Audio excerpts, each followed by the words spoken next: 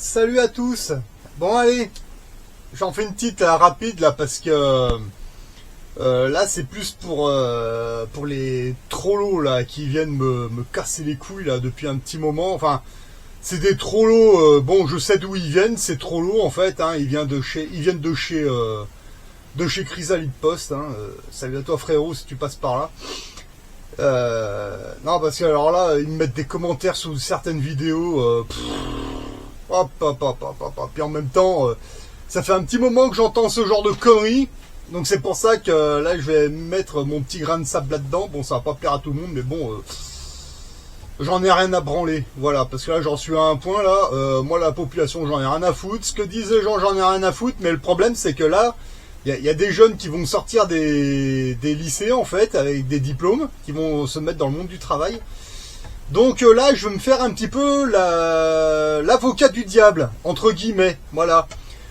Ça fait déjà un certain temps que j'entends, que j'entends, il y en a qui disent ça en vidéo, mais c'est plus en commentaire en général, donc ça fait un moment que je lis, les complotistes, les complotistes, moi j'aime pas trop ce mot, moi je préfère dire constatatiste, plutôt, mais bon, on va y aller dans leur sens. Que je lis, que j'entends, les complotistes, c'est des mecs au RSA, c'est des mecs en échec scolaire, on connaît tout le couplet. Je sais pas, enfin, c'est peut-être vrai pour certains, j'en sais rien moi, hein, mais en tout cas c'est pas mon cas, voilà. Donc pour casser un peu le mythe, je vais vous expliquer un petit peu ma situation, parce que comme ça permettra à certains de se mettre un petit peu du plomb dans la tête, notamment ceux qui servent ce genre de conneries, voilà. Ceux qui nous servent ce genre de conneries, c'est des mecs qui nous connaissent pas du tout, en fait, voilà. Ils connaissent pas notre vie, ils savent pas comment on vit. D'ailleurs, moi, la plupart des mecs qui font des vidéos, moi, j'en ai pas rencontré beaucoup dans le réel, hein. C'est clair et net. Moi, je sais pas de quoi ils vivent, je sais pas, j'en ai aucune idée, je connais pas leur vie, voilà. Moi, j'ai pas rencontré les gars, mais bon, il y en a certains qui viennent nous dire, mais toi, t'es comme ci, mais toi, t'es comme ça, moi je t'ai jamais rencontré, puis en plus on se connaît pas, on s'est jamais vu dans le réel, de quoi tu parles, espèce de couillon de nazaboy quoi. Ouais, c'est surtout des nazaboy, parce que vu la manière des textes, on sait d'où ils viennent ces gens-là, voilà. Donc on va casser un peu le mythe, voilà, parce que bon, alors déjà on va commencer par les points emmerdants en fait. Donc à savoir que moi je suis à la fois salarié, donc je travaille en intérim, côté français, côté suisse, d'accord. Je vous parle dans mon cas personnel pour mettre un peu du plomb dans la tête à certains qui viennent dire que les complotistes c'est juste des mecs au RSA et des mecs qui ont raté qui sont en échec scolaire. Bon, moi dans les deux cas, c'est pas mon cas déjà. Donc et je sais que je suis pas le seul à pas être dans ce cas-là. Donc pour vous la faire courte, moi je travaille côté français, donc j'ai un salaire en France, d'accord, et je travaille côté suisse, donc j'ai un salaire français, un salaire suisse. Mais bon, on va rester côté français, d'accord. Et en même temps, je suis rentier. Voilà, je suis rentier, je suis capitaliste, voilà, pour emmerder certains. Voilà, donc et ça ne me pose aucun problème, c'est légal, il y a aucun souci, et puis voilà, d'accord, voilà. Alors je vais en profiter un petit peu pour vous parler un petit peu de la différence entre un salaire et une rente, parce que la plupart des gens ne connaissent pas la différence. Donc on va y aller franco, hein, donc c'est plus pour emmerder les trolls, hein, on est bien d'accord. Une feuille de salaire, alors je vous montre ma feuille de salaire, mais on va rester juste côté français, hein, on est bien d'accord. Une feuille de salaire, voilà à quoi ça ressemble, voilà. Ça c'est la feuille de salaire française, on est bien d'accord, donc c'est en euros, pas de problème. Donc vous voyez ce que le patron paye, ce que les impôts me tapent avant d'arriver en salaire net. Voilà. Ça, c'est une première chose. Maintenant, je vais en prendre juste une parce que j'ai pas mal de rentes, faut le dire. Ça, c'est ce que j'ai accumulé les 2 dernières années, en fait.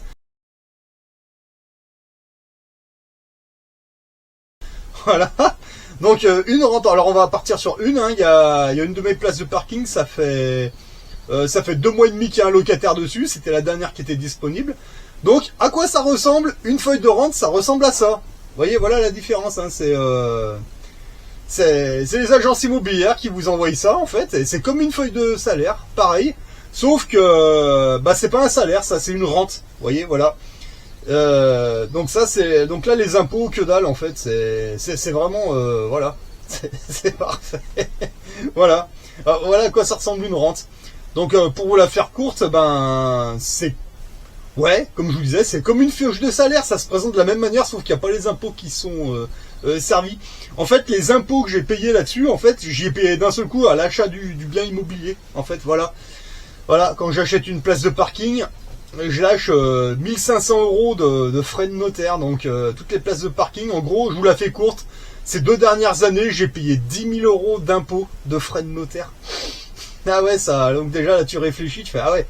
Bon bah après le but c'est de me faire un salaire en parallèle, donc à la limite. Mais bon là je vais tenter un truc, là cette année c'était en fait là je vais tenter d'en acheter 3 ou 4 d'un coup, en fait, parce que là il y a des bonnes opportunités.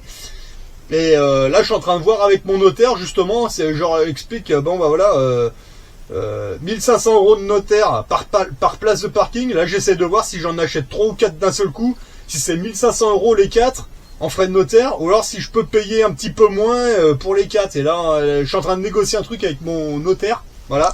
Je suis allé le voir la semaine dernière. Et là, elle va me renvoyer un mail dans une semaine pour me dire ça, parce qu'il faut qu'elle se mette en relation avec l'autre notaire, etc., etc. Et bon, j'aurai la réponse la semaine prochaine. Voilà. Donc en gros, c'est pour vous montrer ma manière de tourner. Voilà. Donc vous voyez, je suis pas RSA machin. Le RSA, j'ai jamais touché le RSA de ma vie, d'accord? Moi je cotise pour le chômage, c'est pas volontaire, j'ai aucun contrat avec le chômage, donc en général c'est plutôt l'été que je me branche sur le chômage en fait, comme ça bah, je touche et mes rentes et le chômage si je m'arrête cet été en fait, et c'est ce qui va se passer en fait, là faut vraiment que je m'arrête un moment, au moins le mois d'août, c'est clair, là je m'arrête dans 2 semaines, donc là on est au mois de juillet, donc là dans 2 semaines, ouais fin juillet je m'arrête, je vais me prendre tout mon mois d'août, le mois de septembre on verra. Donc je me mets au chômage, je prends un peu, puis après je reprends le boulot et rebelote, voilà. Et mais c'est tout, voilà. Quand je me mets au chômage, moi c'est vraiment de manière volontaire, c'est que j'ai envie de m'arrêter. Et quand je me mets au chômage, en général c'est plutôt l'été quand il fait chaud, quand il fait 30 degrés, bon là on s'arrête. L'année dernière ça n'a pas été le cas, je me suis pas trop arrêté, en fait, mais là cette année j'ai besoin de... On va s'arrêter 2 minutes, voilà. Donc voilà en gros comment je tourne en fait, voilà. Un boulot en France, la semaine, de nuit. Un boulot en Suisse en horaire de week-end comme ça, et puis je suis à cheval sur les deux, puis en même temps je me fais des rentes, hein, j'investis dans de l'immobilier, je mets des locataires, ça rentre, etc., etc. Voilà. Alors les mecs qui viennent me dire ouais les complotistes sont au RSA, ben non, je suis très loin d'être au RSA, moi, c'est clair et net, hein. Voilà. non mais c'est hallucinant, hein. Eh ouais, puis il y en a avec certains, bon, toujours les mêmes, hein, qui viennent me dire ouais mais t'as vu comment t'es sapé, gna gna gna gna gna gna. Ouais, oui, parce qu'en fait il se trouve que ça c'est mon style de vestimentaire. Voilà, moi j'aime bien être habillé comme ça. Ça c'est des vêtements, vous savez c'est quoi ces chemises en fait? Ça c'est des chemises de la marine nationale en fait, parce que le truc c'est qu'à un peu plus de 120 km de chez moi, il y a un bon petit surplus militaire, en fait c'est à Porte-les-Valences exactement. Il se trouve qu'en fait c'est des vêtements de l'armée française en fait, mais bon il y en a des neufs évidemment, mais ce genre de chemise là en fait c'est des chemises qui ont un défaut en fait. Bon celle-là c'était au niveau de la couleur et elles sont pas terribles. 3 € la chemise, tu comprends? Donc du coup des chemises à 3 € comme ça qui ont divers défauts en fait, elles peuvent pas être mis au bidas de la marine nationale. Donc du coup au lieu de les balancer, il les refile à ce surplus en fait. Et puis voilà, vous avez des chemises à 3 € parce qu'elles ont un défaut. Bon 3 €, moi ça me va, hein. Moi je prends 40 balles, j'en prends plusieurs. Hop. Pareil pour les pantalons. C'est un style que j'aime bien, parfait, ça coûte pas cher, puis au moins quand je les craque, j'en ai rien à foutre.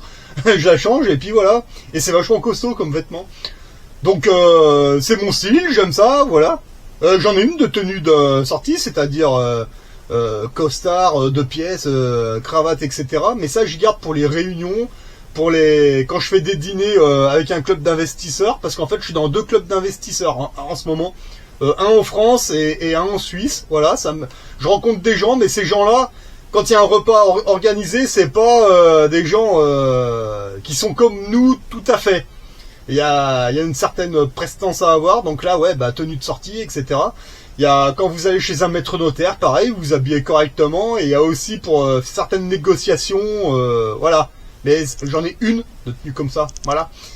Il y a pas besoin de 50. Mais sinon, non, moi tous les jours je m'habille comme ça parce que j'aime ça, voilà. Je suis pas avec du Lacoste, avec du Nike ou je ne sais quelle marque de merde. Parce qu'en fait, en plus, j'aime pas ces vêtements. Mais franchement, psychologiquement, j'aime pas du tout.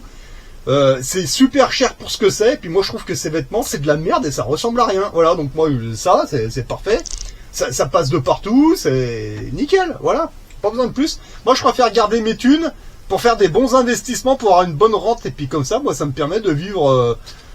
moi, je vis en dessous de mes moyens, en fait. On est bien d'accord. Mais par contre, quand j'ai envie de faire un truc, je demande rien à personne. Je le fais, j'allonge les thunes et on y va. Voilà.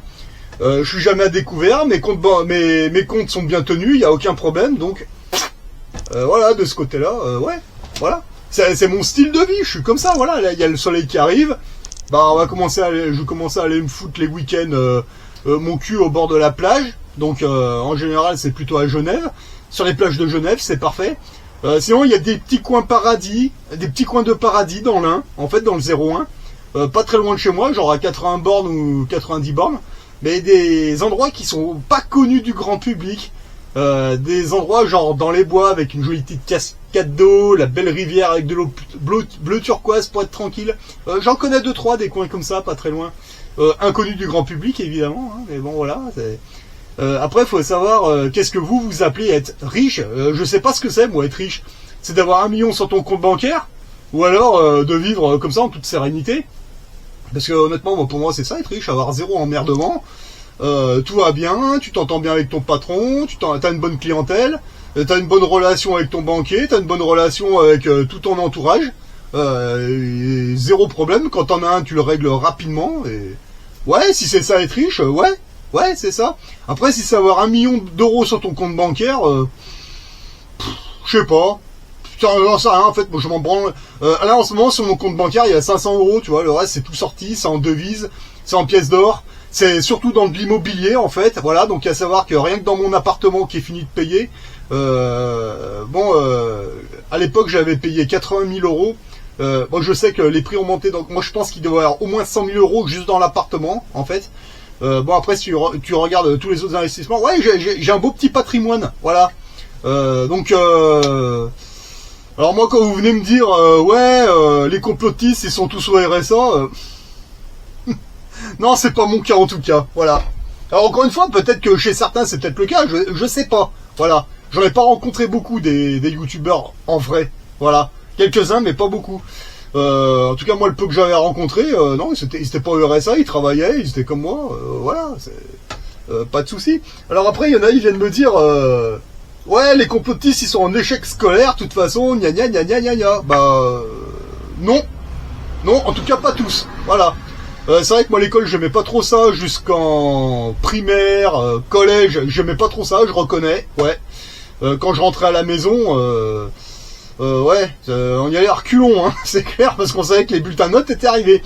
Par contre, quand je suis arrivé au lycée professionnel, là, c'était une autre musique, par contre. Ouais, parce que normalement, j'aurais dû m'arrêter, parce que bon, au collège, ils voyaient bien que... les notes, en fait, au collège, en fait, j'avais des notes pourries, plus ou moins.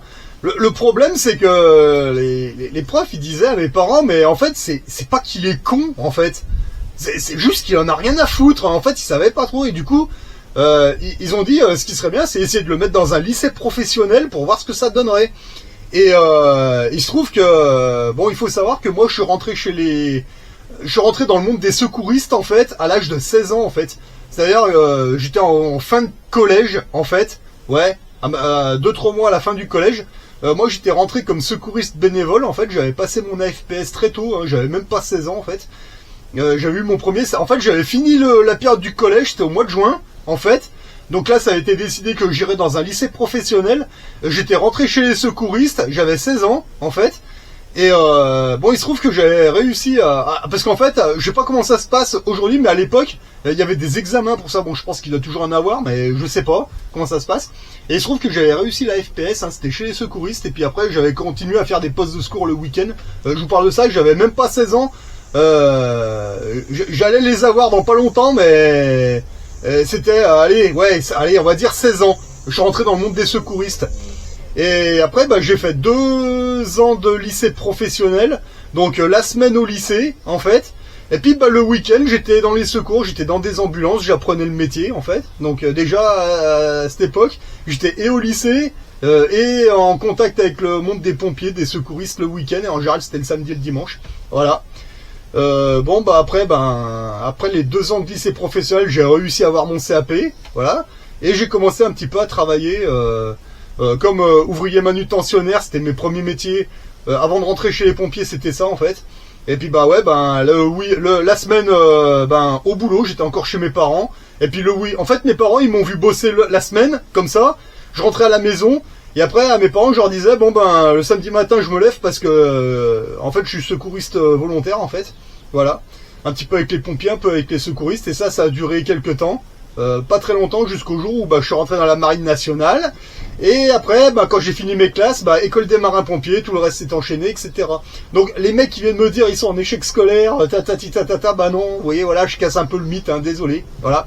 Alors, pour ceux qui me disent, je suis en échec scolaire, je vous fais voir mes qualifications, bande de débiles, et après, vous nous faites voir les vôtres, là. Alors, regarde un petit peu, tiens.